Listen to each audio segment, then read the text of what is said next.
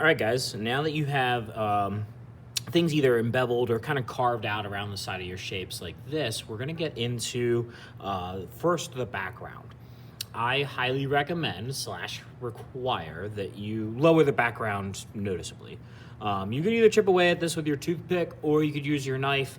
If you're in class, we do have some tools that might give you a slightly easier time that will take a chunk of clay out at once.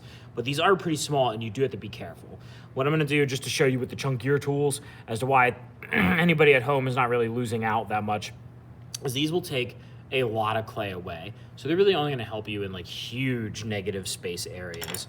I would recommend that you stick with something, like the toothpick or the plastic knife. You could take the duller end of the toothpick and really just start chunking away at this and taking this stuff out.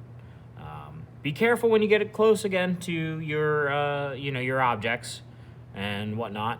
You're gonna have a lot of clay build up. You wanna take this guy down in empty space. The empty space or negative space, meaning where there's no objects.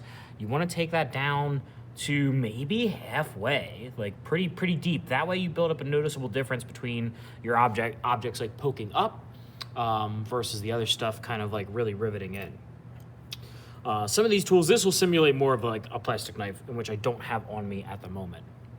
So just taking the side of it, and I will scoop out a good chunk in the bigger areas, that is. Then you could take your knife or like the more fine points of it and really start hitting up things around your objects or your leaves up close.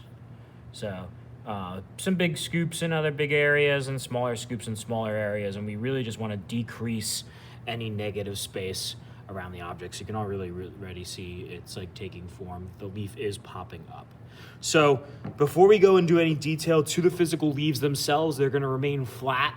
Your goal here is to scoop out and reduce negative space by about 50% across the tile.